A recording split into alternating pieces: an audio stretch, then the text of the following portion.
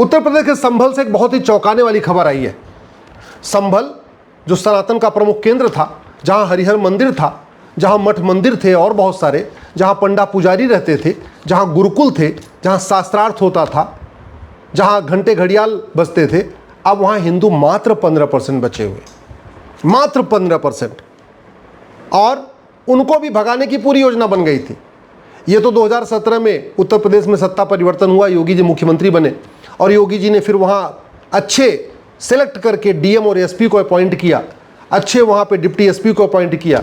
उसका नतीजा ये है कि जो 15% बेचारे बचे हैं वो बच गए, नहीं तो इनको भी पूरी भगाने की योजना बन गई थी। ये जो 15% हिंदू बचे हैं उनके भी मकान दुकान पे कब्जा करने की योजना बन गई थी। एक बात मैं आपसे पूछता हूँ कि जब इतना सब कुछ अत्याचार हो रहा है, फिर भी लोगों को ये बात समझ में क्यों नहीं आ रही है कि सारे रिलीजन एक समान नहीं होते? जो वेद पुराण में लिखा है वो बाइबल कुरान में नहीं लिखा है। जो गुरुकुल में सिखाया जाता है वो मदरसा और मिशनरी स्कूलों में नहीं सिखाया जाता। मैं आपसे पूछ रहा हूं, क्या सारे पेड़ एक समान होते हैं? क्या आम और बबूल एक समान होता है?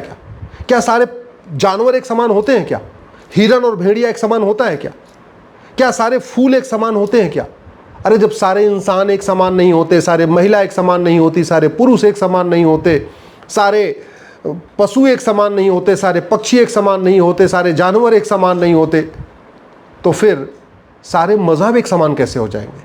अल्टीमेटली मजहब तो लोगों के द्वारा शुरू किया गया।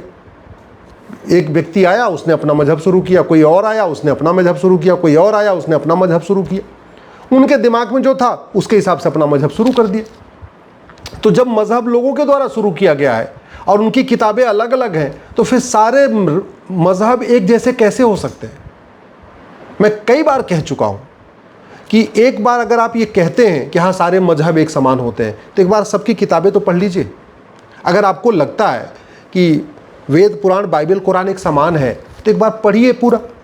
आपको लगता है कि नहीं जो गुरुकुल है वैसा ही मदरसा मिशनरी स्कूल है, तो एक काम करिए, अपने एक बच्चे को गुरुकुल में भेजिए और एक बच्चे को मदरसा में भेजिए, एक बच्चे को मिशनरी स्कूल में भेजिए। न पढ़ा, न देखा, न समझा, न जाना, लेकिन फिर भी कह रहे हैं हाँ भाई सारे रिलीजन एक समान होते हैं, सारी किताबें एक समान होती है। क्या मदरसा और मिशनरी स्कूलों में वसुधैव कुटुंबकम सिखाया जाता है? क्या मदरसा और मिशनरी स्कूलों में राष्ट्र प्रथम की भावना सिखाई जाती है? क्या मदरसा और मिशनरी स्कूलों में अष्टांग योग सिखाया जाता है, यम नियम सिखाया जाता है, आसन प्राणायाम सिखाया जाता है? क्या मदरसा और मिशनरी स्कूलों में सर्वमंगल मांगल्य शिवे सर्वार्थ साधिके, सबका कल्याण हो, ऐसी भावना सिखाई जाती है? क्या मदरसा और मिशनरी स्कूलों में सर्वे भवन्तु सुखिनः ये सिखाया जाता है? क्या मदरसा और मिशनरी स्कूलों में नारी तू नारायणी सिखाया जाता है? क्या मदरसा और मिशनरी स्कूलों में यत्र नारस्तु पूज्यते रमन्ते तत्र देवता सिखाया जाता है? क्या मदरसा और मिशनरी स्कूलों में इंद्रिय नियंत्रण अष्टांग योग सिखाया जाता है? क्या मदरसा और मिशनरी स्कूलों में सत्य, हिंसा, अस्त्रेय, अपरिग्रह, ब्रह्मचर्य सिखाया जाता है? यदि नहीं, तो फिर गुरुकुल मदरसा और मिशनरी स्कूल एक समान कैसे हो गए? एक बात मैं कह दूं, कड़वी सच्चाई यह है कि भारत में प्रतिदिन 1000 बेटियां लफ्ज़ जिहाद का शिकार हो रही हैं। कड़वी सच्चाई यह है कि प्रतिदिन 1500 हिंदू परिवारों का धर्मांतरण हो रहा है, यानी साल में 40 लाख हिंदुओं का धर्मांतरण हो रहा है। लफ्ज़ जिहाद की शिकार साल में 3.5 लाख बेटियां हो रही हैं और धर्मांतरण टोटल 40 लाख हिंदुओं का हो रहा है। कड़वी सच्चाई ये है प्रतिदिन 90,000 बच्चे पैदा हो रहे हैं, दुनिया में सबसे ज़्यादा हैं। ये भी कड़वी सच्चाई है, भारत में 5 करोड़ घुसपैठिए आके बैठे हुए हैं और डेमोग्राफी तेज़ी के साथ बदल रहे हैं। ये भी कड़वी सच्चाई है कि भारत में ड्रग जिहाद चल रहा है, लगभग 50,000 करोड़ की ड्रग हर साल बेची जा रही है। ये भी कड़वी सच्चाई है कि पूरी दुनिया से यहाँ अवैध फंडिंग हो रही है, माओवादियों, नक्सलियों, जिहादियों, माओवादियों, मिशनरियों, घुसपैठियों, सबको फंडिंग हो रही है और वो भी लगभग 50,000 करोड़ की हो रही है। तो 50,000 करोड़ यहाँ ड्रग बेच के कमाया जा रहा है, उसका भी आधा पैसा भारत को बर्बाद करने में खर्च हो रहा है और बाहर से 50,000 करोड़ रुपये और आ जा रहा है। कड़वी सच्चाई ये है कि दुनिया का सबसे बड़ा जो जमाती संगठन, उसका हेडक्वार्टर भारत में है। गूगल कर लीजिएगा biggest Jamaat of the world, फिर आपको पता चलेगा उसका हेडक्वार्टर तो भारत में है, दिल्ली में है। इतना सब होने के बावजूद अभी भी हम किसी गलतफहमी में जी रहे हैं, अभी भी हम सीख नहीं रहे। राजा रणजीत सिंह जी से यही गलती हुई, उनको भी लगता था सारे मजहब एक समान होते हैं, सारी किताब एक समान होती है, गुरुकुल मदरसा एक समान होता है। नतीजा ये हुआ पंजाब का 2 टुकड़ा हुआ और पंजाब जो भारत में है उसमें तो हिंदू बच गए, जो पंजाब पाकिस्तान में गया वहाँ हिंदू खत्म हो गए। राजा शशांक को भी यही गलतफहमी थी कि मजहब नहीं सिखाता आपस में बैर रखना और सारे मजहब एक समान होते हैं, सारी किताब एक समान होती हैं। बंगाल के 2 टुकड़े हुए, जो बंगाल भारत में है उसमें 70% हिंदू बच गए, जो बंगाल पाकिस्तान बन गया, बांग्लादेश बन गया, वहाँ के सारे बंगाल हिंदू खत्म हो गए। राजा हरि सिंह को भी यही गलतफहमी थी कि मजहब नहीं सिखाता आपस में बैर न रखना और सारे मजहब एक समान होते हैं, सारी किताबें एक समान होती है, गुरुकुल मदरसा एक समान होता है। और क्या हुआ, कश्मीर बटा और कश्मीर में नरसंहार हुआ। हमारे बहुत सारे महापुरुषों को ये गलतफहमी थी कि वेद पुराण बाइबल कुरान एक समान होता है। हमारे बहुत सारे पूर्वजों की गलतफहमी थी। गांधी जी को भी यही, उनको भी यही लगता था कि नहीं नहीं सबको दिल जीत सकते हैं। जिन्ना का दिल नहीं जीत पाए, न नोआखाली जी नरसंहार रोक पाए, इतना हिंदुओं का नरसंहार हुआ, कुछ नहीं रोक पाए। गांधी जी का सत्य और अहिंसा का व्रत कहीं काम नहीं आया जब हिंदुओं का नरसंहार हो रहा था। न देश विभाजन रोक पाया, न हिंदुओं का नरसंहार रोक पाया। ये कड़वी सच्चाई है। समाधान इसका है, समाधान हमें समझना पड़ेगा सनातन धर्म से। हम कहते हैं ना, धर्म की जय हो, अधर्म का नाश हो, प्राणियों में सद्भावना हो, विश्व का कल्याण हो। तो अधर्म का नाश किए बिना धर्म की जय नहीं होती। और जितने हमारे देवी देवता आए वो अधर्म का नाश करने के लिए आए। भगवान श्री राम भी अधर्म का नाश करने आए, भगवान परशुराम अधर्म का नाश करने आए, भगवान कृष्ण अधर्म का नाश करने आए।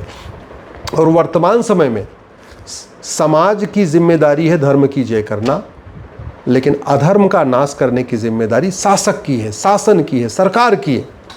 और सरकार कैसे करे? स्वाभाविक सी बात है भाई, सिंगापुर में ड्रग जीरो है, ड्रग कारोबार होता ही नहीं है, तो सिंगापुर वाला कानून भारत में लागू कर दे।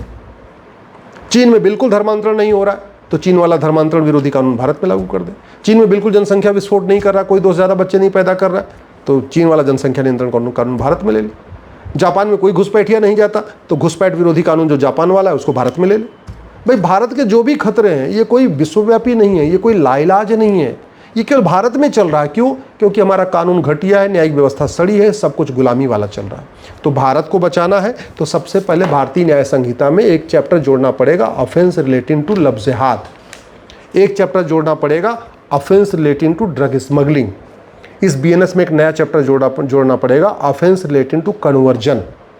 ये पूरे देश में लैंड जिहाद चल रहा है, ज़मीनों पे कब्जा हो रहा है, इसलिए इस BNS में एक नया चैप्टर जोड़ना पड़ेगा, offence relating to land grabbing.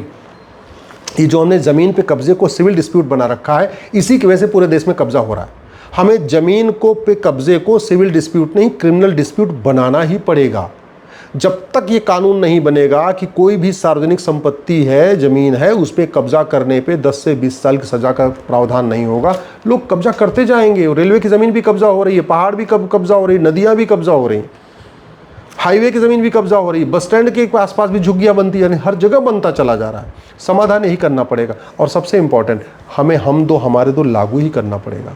तो भारत को बचाना है, भारत को विश्वगुरु बनाना है, भारत को परम वैभव के लक्ष्य तक परम वैभव का लक्ष्य प्राप्त करना है, भारत को विकसित राष्ट्र बनाना है, भारत में शांति स्थापित करना है, भारत को सुरक्षित बनाना है।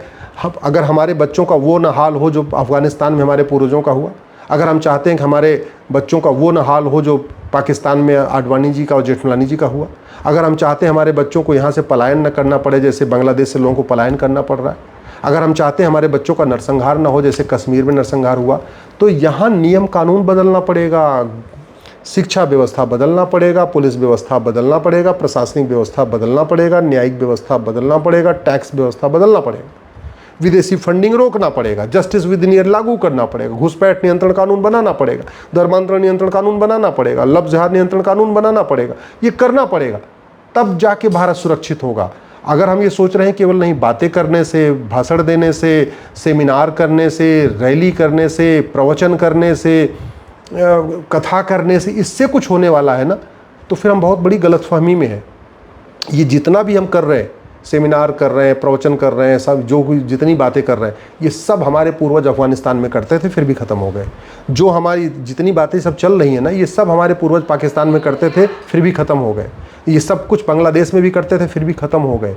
तो बचना है परिवार, हमें अपने नेक्स्ट जनरेशन को बचाना है, तो हमें केवल और केवल कानून बदलना पड़ेगा, दूसरा कोई तरीका नहीं है। इसलिए मैं हाथ जोड़ के निवेदन कर रहा हूँ, इस वीडियो को अधिक से अधिक शेयर करिए, चैनल को सब्सक्राइब भी कर लीजिए, आपको रेगुलर हमारा वीडियो यहाँ मिलता रहेगा। और साथ साथ अपने सांसद विधायक से मिलकर उनको जगाइए, उनसे सवाल पूछना शुरू करिए। अब आप कोई जहाँ आपको गलत लगता है वहाँ पे सुनिए मत, सीधे सीधे सवाल पूछिए, क्रॉस करिए किसी की बात को आंख बंद करके मत सुनिए, किसी की बात को कान बंद करके मतलब समझने की कोशिश मत करिए। अपना दिमाग लगाइए और जो सच है उसको बोलिए।